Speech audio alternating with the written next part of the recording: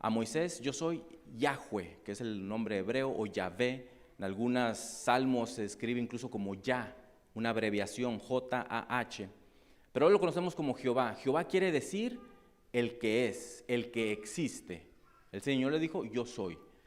Y entonces cuando el Señor Jesús estuvo aquí en la tierra, esta es solamente como una referencia, pero cuando el Señor Jesús estuvo aquí en la tierra, Él se presentó a sí mismo también como el yo soy.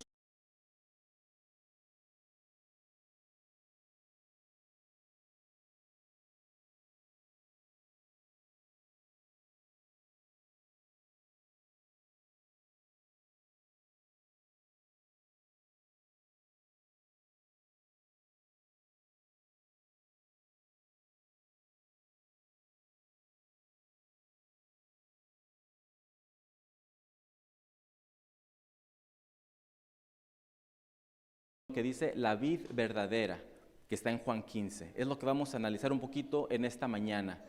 Ahora, el Señor Jesús regularmente, cuando en la Biblia se habla de vid, ¿a quién se refiere? ¿Alguien se acuerda? Regularmente en el Antiguo Testamento y partes del Nuevo Testamento, cuando el Señor se refiere que hay una vid o que Él tuvo una vid, ¿a quién se refería? A su pueblo, a los judíos, a los israelitas, al pueblo de Judá, casa de Israel, según como lo queramos entender. Y de eso tenemos referencias a lo largo de todo el Antiguo Testamento. Por ejemplo, en Oseas 10 dice, Israel era como una vid exuberante, y como él era su fruto. Y luego también en Ezequiel 15 dice, por tanto, así ha dicho el Señor Jehová, como la madera de la vid entre los árboles del bosque, que eché el fuego para ser consumidas, así haré a los habitantes de Jerusalén. Solamente dos referencias, pero en el Salmos, en Deuteronomio, por ahí en los profetas incluso, encontramos que el Señor se refiere a su pueblo como la vid. Pero aquí en el Juan 15, el Señor habla de sí mismo y dice, yo soy la vid verdadera. Vamos a leer el capítulo 15 de Juan, no completamente, solamente algunas referencias para ilustrar este punto, donde el Señor habla y dice, yo soy la vid verdadera. Y mi Padre dice, el labrador. Capítulo 15 de Juan, yo soy la vid verdadera y mi Padre es el labrador. Todo pámpano que en mí no lleva fruto, lo quitará, y todo aquel que lleva fruto, lo limpiará, para que lleve más fruto. Ya vosotros estáis limpios por la palabra que os he hablado. Permaneced en mí y yo en vosotros. Como el pámpano no puede llevar fruto por sí mismo si no permanece en la vid, así tampoco vosotros si no permanecéis en mí. Yo soy la vid verdadera, dice el versículo 5. Vosotros los pámpanos, el que permanece en mí y yo en él, éste lleva mucho fruto, porque separados de mí nada podéis hacer. El que en mí no permanece será echado fuera como pámpano y se secará. Y los recogen, los echan en el fuego y arden. Versículo 7, si permanecéis en mí y mis palabras permanecen en vosotros, pedid todo lo que quieras y os será hecho. Qué interesante que el Señor está hablando aquí, yo soy, ¿qué cosa? La vid verdadera. Me llama la atención porque utiliza ese agregado, ese significativo que dice la vid verdadera. Como diciendo, si yo soy la vid verdadera, también hay una vid que no es verdadera. Ahorita vamos a ver un poquito más acerca de eso. Voy a quedarme ahí un poquito. Resulta que el Señor Jesús había dicho, yo soy la vid. Cuando los discípulos escuchan esto, si ustedes leen el capítulo 13, 14 y 15 de Juan, es la plática que el Señor tiene con sus discípulos la noche antes de ser entregado, que viene siendo el momento que estaban en el aposento alto con la última cena del Señor. El Señor les lava los pies, cenan el pan y entonces empieza a platicar con ellos y les da instrucciones. Yo estoy ya por irme, yo estoy ya por ser sacrificado. Y empieza a enseñarles y habla de la oración, empieza a orar con ellos, empieza a hablar estas palabras, empieza a ilustrarles lo que les espera. Y el Señor dice de mí, de Él mismo, yo soy la vid verdadera. Pero no solamente eso, cuando ellos escuchan la vid verdadera, esas palabras automáticamente se van hacia una enseñanza que lo habían escuchado por años y años y años. El profeta Isaías en el capítulo 5 da una parábola también de la vid, que no era nada nuevo para el pueblo de Israel, porque constantemente después de aquella ocasión que Isaías lo dijo por palabra de Dios hacia todo el pueblo, quedó como instrucción. Y vamos a ir nomás como referencia al libro de Isaías, el capítulo 5. Isaías 5. Esta parábola que se cuenta aquí, más tarde sería dicha también por el Señor Jesús y quedó registrado en el libro de Mateo, Marcos y Lucas. Pero eso quedó como parábola, hablando también hacia sus discípulos. No es lo mismo que estaba diciendo el Señor Jesús en Juan 15. Dice Isaías 5, versículo 1. Ahora cantaré por mi amado al cantar de mi amado a su viña. Tenía mi amado una viña en una ladera fértil. La había cercado y despedregado, y plantado de vid escogidas. Había edificado en medio de ella una torre, y había hecho también en ella un lagar, y esperaba que diera uvas buenas. ¿Pero qué cosa? Dio uvas silvestres. Versículo 3. Ahora pues, vecinos de Jerusalén y varones de Judá, juzgad entre mí y mi viña. ¿Qué más se podía hacer a mi viña que yo no hubiera hecho en ella? ¿Cómo esperando yo que diera unas uvas buenas, ha dado uvas silvestres? Os mostraré, pues, ahora lo que haré yo a mi viña. La quitaré, le quitaré su vallado y será consumida. Derribaré su cerca y será pisoteada. Aquí el Señor sigue hablando ¿de quién? Del pueblo de Dios. Y Él habla que tenía una viña, consiguió las mejores semillas, las puso una torre allí en el huerto, le puso un lagar. Un lagar es aquella sección como una plataforma donde se echaban las viñas cuando eran cultivadas y alguien las pisoteaba con los pies desnudos, y entonces en un extremo tenía una abertura donde caía hacia un contenedor todo el jugo de la uva para hacer jugo, para hacer concentrado, para hacer algún vino. Y entonces el Señor dice, yo le hice la mejor preparación que pude, la aboné, la despedregué, le puse que le diera bien sombra, que le diera el suficiente sol. Yo esperaba unas uvas suculentas, grandotas, de esas bonitas. Pero en cambio, ¿qué cosa pasó? Dio uvas silvestres. ¿Cómo son las uvas silvestres? Para empezar, ¿cómo? Amargas, agrias, se ven como que están dulces, como que están bonitas, pero realmente el sabor de ellas es para escupirlas. Ahora, el Señor dice, ¿qué más pude yo haber hecho? ¿De dónde salieron estas uvas silvestres cuando yo hice todo lo que tenía a mi alcance para que fueran unas uvas bonitas? Está hablando ¿de quién? Del Señor Jesús hacia su pueblo. Pero en Juan 15 está hablando que el Señor Él es la vid. No es el pueblo, no son sus discípulos la vid. Aquí Él dice, yo soy la vid verdadera. Y empieza a explicarles, ustedes quieren llevar fruto, tienen que permanecer en mí. No es nada nuevo para nosotros. El Señor les dice, ustedes quieren ser buenos, ustedes quieren hacer lo correcto, ustedes quieren batallar por sí mismos y soportar los problemas y solucionar las dificultades. Lejos de mí no lo pueden hacer. Yo soy la vid, yo soy el que está plantado al suelo. Ustedes sí, ustedes son las ramas, los pámpanos. Si ustedes están cerca de mí y permanecen en mí, ¿qué cosa va a pasar? Van a llevar fruto. ¿Pero cuál fruto? ¿Qué fruto van a llevar? ¿Qué es llevar fruto? Conocemos en Gálatas que dice, Gálatas 5, Pablo habla y dice que el fruto del Espíritu es ¿qué cosa? Y empieza con una lista de cosas, empezando por el amor, paz, mansedumbre, benignidad, tolerancia. Ahora, muchas veces nosotros queremos tener esos adeptos, queremos tener ese tipo de características nomás porque sí. Y decimos, creo que porque soy cristiano o porque soy de tal familia o porque soy de tal personalidad, automáticamente puedo tener aquellas cualidades. Puede que tengas algunos rasgos de carácter muy parecidos a esos, pero como dones, como fruto, solamente el Señor los pone en ti una vez que tú estás en Él. Pero aquí es donde yo me quiero enfatizar, porque el Señor dice, yo soy la vid, ustedes son los pámpanos. Lo primero que pensaron los discípulos fue, ya hemos escuchado esa parábola anteriormente. No están escuchando la misma parábola. En aquel entonces la vid era el pueblo de Israel. En aquella parábola la ilustración era diferente. Pero aquí estaba siendo más enfático y más preciso al decir, ustedes tienen que llevar fruto.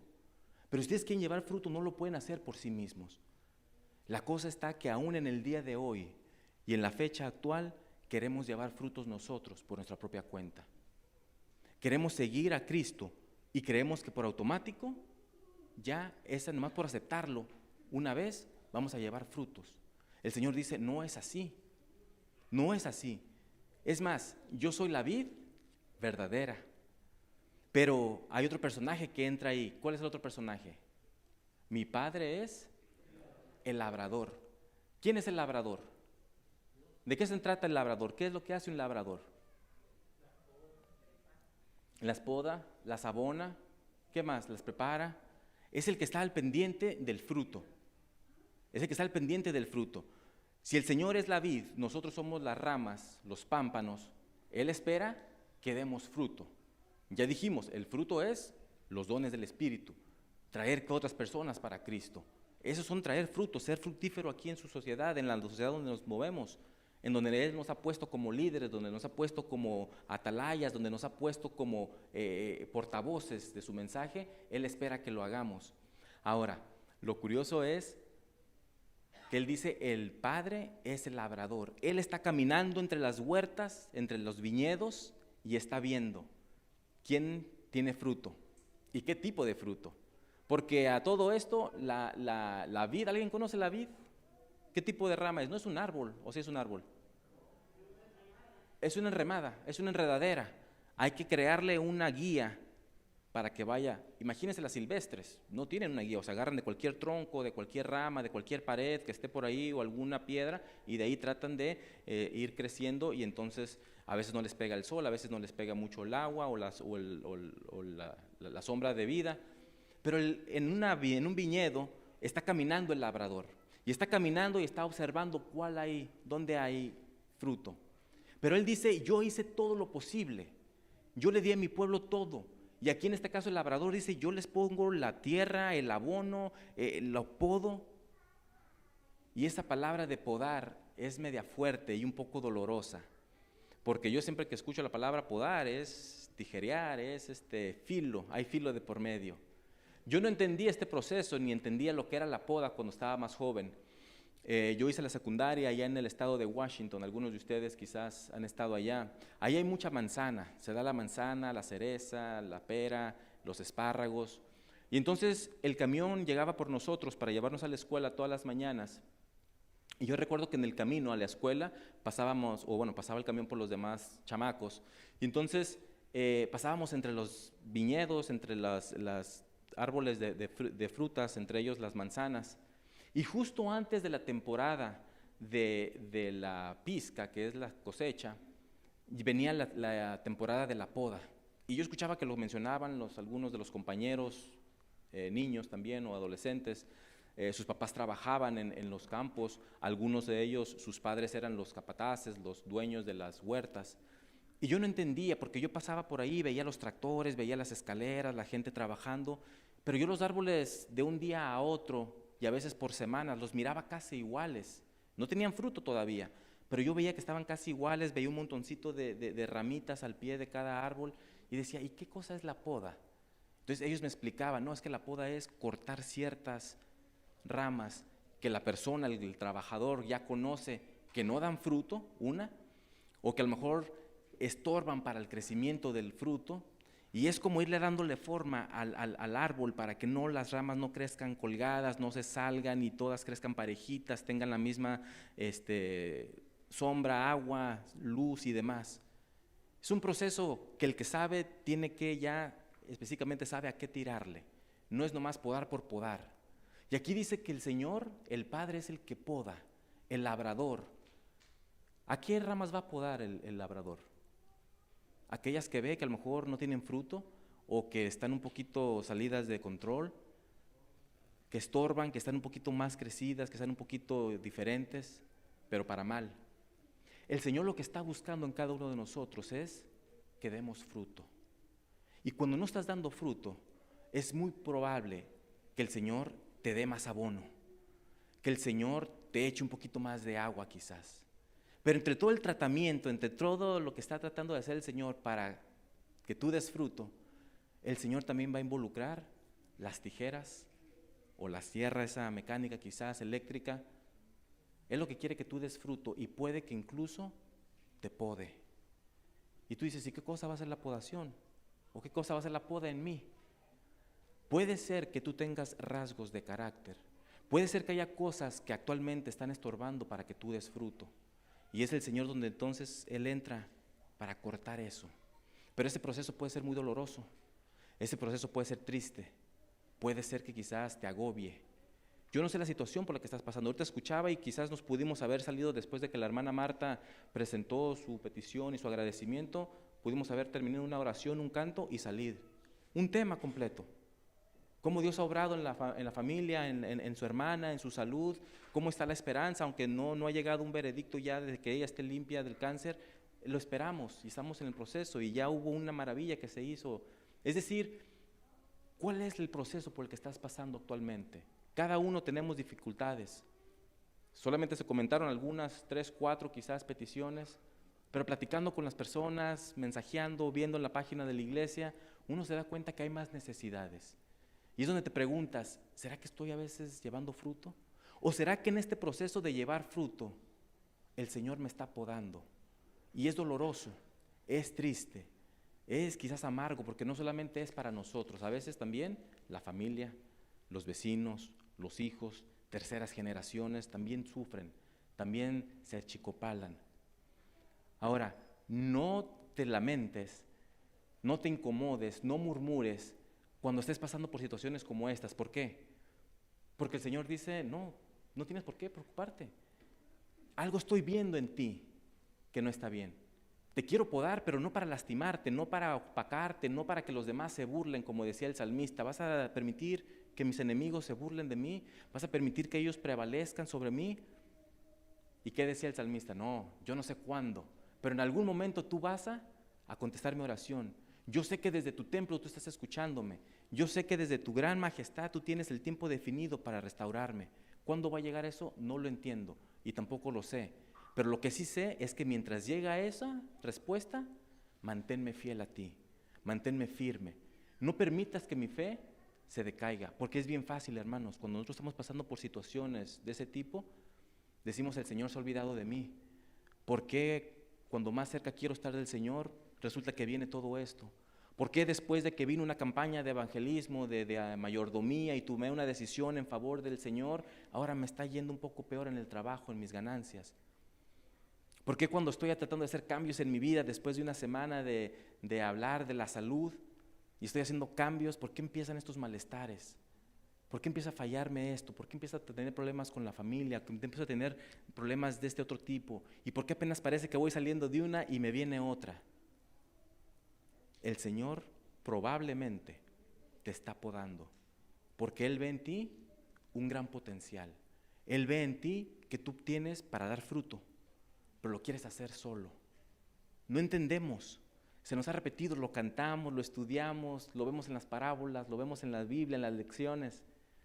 Pero cuando nos toca en la vida personal y de una manera muy fuerte, entonces sí volteamos al cielo y decimos, ¿hasta cuándo, Señor? ¿Por qué a mí? ¿Por qué solamente a mí? Miren cómo lo explica Elena de White en esta matutina. Dice, las pruebas y los obstáculos son, ¿qué cosa? Los métodos de disciplina que el Señor escoge y las condiciones que señala, ¿para qué? Para tener éxito. Sí queremos el éxito, pero a veces no queremos toda la travesía. No queremos los métodos que el Señor utiliza a veces, que son los obstáculos y las pruebas. Él ve que algunos tienen facultades y aptitudes que bien dirigidas pueden ser aprovechadas en el adelanto de su obra. Fulanito me puede servir como un gran orador, como un gran evangelista, como una persona noble que sienta la compasión para ir a hablarle a otros, que vaya a los orfanatos, que vaya a buscar a las personas, que aunque no sepa hablar, él tiene un tacto especial, o fulanita, para con los niños, para educarlos, para hablarles, para enseñarles, quizás con los clubes, quizás con la cocina. Él ve que tú puedes tener obras, tú puedes tener fruto, pero actualmente estás con algunas cosas que te distraen. Sigue diciendo en La maravillosa gracia de Dios, capítulo 2:32. El hecho que somos llamados a soportar pruebas demuestra que el Señor Jesús ve en nosotros algo precioso que quiere desarrollar. Si no viera en nosotros nada con que glorificar su nombre, no perdería tiempo en refinarnos. ¿Cuánto nos puede animar esta frase, este pensamiento? Es lo que dice, yo soy la vid verdadera, yo quiero que tú lleves frutos, pero en el proceso no veo que tengas frutos. Y quizás no tienes frutos porque hay cosas que te distraen, hay cosas que te opacan. Por más de que yo he hecho todo, he puesto una torre para que nadie se robe el fruto, para que nadie lo ataque, para que nadie lo dañe.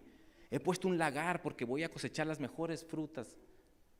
He podado, he abonado, he despedregado, dice. Pero a cambio he recibido uvas silvestres. El Señor no se da por vencido y Él ve en cada uno de nosotros un potencial. Pero un potencial para que para nosotros mismos, para glorificarnos, dice, para honrar su nombre. Por lo tanto, si Él no viera nada, no perdería el tiempo. Este ya está para otro lado, por más ya está verde este no entiende, va para afuera y lo podara de una vez por todas. O lo arrancaba más bien, porque la parábola en Mateo 21 de los labradores malvados, ahí habla cómo al final de cuentas los corta de tajo. ¿Qué pasó con la higuera? La higuera no estaba dando frutos y se veía frondosa y era el tiempo de los higos. Y el Señor la vio y dijo, no está dando higos. ¿Qué cosa dijo? Bueno, hay que cortarla. No, espérate, pues un año más, una gracia, poquito más de tiempo. Si en un año más no da fruto, ¿qué cosa? De tajo la cortamos. El Señor tiene tolerancia con nosotros porque ve potencial. ¿Qué hay en tu tableta? ¿Qué hay en tu refrigerador, en tu mente, en tus planes, en tu agenda? Que quizás interfieran para que tú des fruto. ¿Qué hay en tu vida actual? ¿Qué estás atravesando? Que quizás tú dices, Señor, peor no me puede ir. O por más que tomo buenas decisiones, por más de que parece que me decido a estar contigo, nomás no. ¿Hasta cuándo? Y entonces vienen murmuraciones, quejambres, maldición, alejarse de Dios, poner en tela de juicio su poder, poner en tela de juicio su misericordia. Venga lo que venga, no murmures. Pídele al Señor en esos momentos que fortalezca tu fe. Pídele al Señor que en esos momentos dé el fruto que Él espera que des. Que quizás va a durar un poquito más el proceso de tijerear, de podar, de dolor, de filo. Pero el Señor lo que está esperando es ¿qué cosa? Que nadie se pierda, que todos llevemos frutos. Aquí lo hemos visto. Yo deseo que esta comunidad, esta iglesia, por el testimonio, por las referencias, por los milagros que el Señor haga con nosotros, podamos ser una luz aquí alrededor, en las comunidades donde vivimos, donde nos desarrollamos, donde comunicamos. El Señor lo quiere hacer. Si es así, bendito sea su nombre. Si no es así, ponte a pensar, bueno, yo no tengo ningún tipo de poda, de pruebas. ¿Será que o todo está bien o de plano el Señor no ve ningún potencial en mí? Yo creo que todos tenemos un granito de potencial. Yo creo que todos tenemos un poquito o un mucho que el Señor puede obrar en nosotros. Pero el Señor lo quiere ver. Analiza tu vida, analiza tus planes y ponte a ver en qué estoy fallando, qué está estorbando, por qué no he traído frutos al Señor, por qué por más que intento sigo igual. Dice un dicho por ahí que todo mundo detesta sus pecados, pero nadie los deja. Qué curioso. Pero el Señor dijo, es que aunque tú quieras hacerlo por ti mismo, no puedes. ¿Qué cosa es? Estate sujeto a mí. Lejos de mí no lo vas a poder hacer, pero nada. No se suelten. Ustedes son las ramas. Ya no dice ustedes son la vid. No, la vid no sirvió para nada. Dio uvas agrias. Es más, ahora yo me pongo en el lugar de ustedes. Ahora yo voy a ser la vid. Ustedes van a ser los que van a dar fruto un poquito más fácil. Un poquito ya no se estresen tanto de que ustedes eran la vid y no daban. No, ahora yo voy a ser la vid. Yo estoy anclada al suelo, pero mi Padre es el que inspecciona, el que conoce los corazones, el que analiza, pero también el que pone mano fuerte o mano firme donde tiene que ponerlo. Pero porque está viendo ¿qué cosa? Un potencial. Mensaje claro, mensaje válido, mensaje actual, pero sobre todo mensaje práctico, porque no es teoría. Pues sí, así decían los antiguos. Sí, eso lo escuché desde hace 3, 4 generaciones. Es algo que tú puedes hacer. Sí, al Señor déjale su parte, pero cuando tú estés siendo podado, cuando tú estés pasando por dificultades, voltea y ve al gran yo soy. Él sigue siendo Dios. Él sigue siendo el que tiene el poder de mandar a un líder para libertar a su pueblo de la esclavitud, sacarlo al desierto, sostenerlo en el desierto. Él mismo, la roca. Y encontramos muchísimos títulos en toda la Biblia que el Señor dice: yo soy tu escudo, yo soy tu roca, yo soy tu fortaleza. Y muchos títulos y muchas características. Pero el Señor dice también: yo soy el pan de vida. Pero lo quería ilustrar. ¿De qué manera? No nomás de decir yo soy el pan de vida y ya. No, yo soy el pan de vida. Todo aquel que tiene hambre, ¿qué cosa? Come. Pero que el que come de mí va a quedar satisfecho. Yo soy el camino, la verdad y la vida. ¿Quieres llegar al Padre? A través de mí. ¿Quieres que el Señor te conteste las oraciones? Yo soy tu intercesor. Yo soy, ora en mi nombre. ¿Quieres llegar a la salvación con Cristo? Perdón, con Dios. Yo soy el camino. Acéptame a mí como tu Salvador. Es decir, el Señor enseñó que Él sigue siendo Dios. Él sigue siendo el Creador. Por lo tanto, si tú quieres llevar frutos, ahí está la fórmula. No te sorprenda, no murmures, no llores. Aférrate al Señor y dile: Señor, el tiempo que sea necesario o lo que falta para que yo transcurra por esto, manténme firme, manténme fiel. Y nunca dudes de que el Señor puede obrar en ti. Vamos a colocarnos en pie, terminar con una oración y entonces estaremos siendo despedidos.